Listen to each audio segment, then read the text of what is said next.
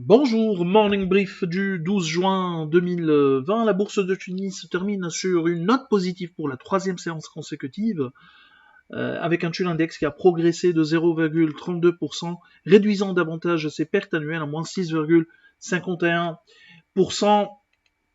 Volume d'échange à plus de 4 360 000 dinars, alors que hier, c'était une séance encore plus animée. Il y avait également la transaction de bloc. SFBT était le titre le plus échangé avec un volume d'échange de plus de 811 000 dinars. SAH, un volume d'échange de 561 000 dinars et UUB, 469 000 dinars. 6,06% de hausse pour Servicom. Tuninvest gagne 5,71%. UADH a pris 4,91%, Tawassul aligne une hausse de 4,54%, Electrostar qui a avancé de 4,39%, côté baisse, BH Leasing recule de 3,64%, un repli de 2,99% pour du BCI, Tunisray dévise de 2,94%, Socnaced de 2,91% et MN Bank qui lâche 2,72%.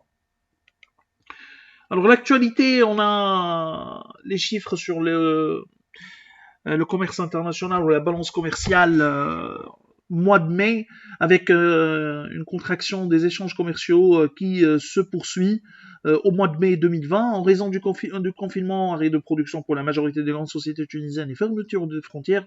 Les importations ont reculé de 34,5% alors que les exportations ont accusé une baisse plus importante de 37,1%. Le solde de la balance commerciale mai 2020 est déficitaire donc de 1 milliard 255 millions de dinars, taux de couverture de 65,7% contre 1 milliard 338 millions de dinars, bien sûr, et le déficit commercial du mois de mai, c'est 1 milliard 255 millions de dinars. Donc le mois précédent, c'était plutôt 1 milliard 338 millions de dinars. Il y a une contraction du déficit. Depuis le début de l'année, le déficit commercial se situe à plus de 6 milliards de dinars, 6 milliards 099 millions de dinars, avec un taux de couverture à 71% contre 70,7% une année auparavant.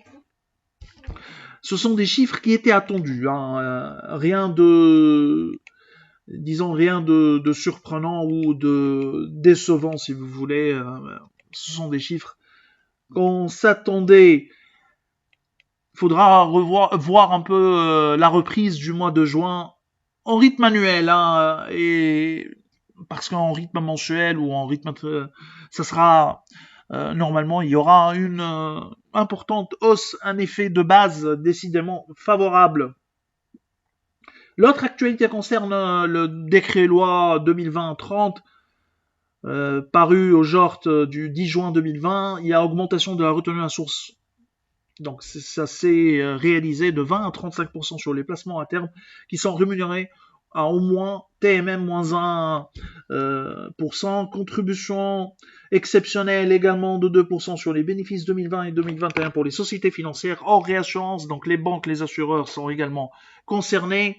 Émission d'un emprunt national destiné aux personnes physiques, valeur nominale 100 000 dinars sur 10 ans, in fine,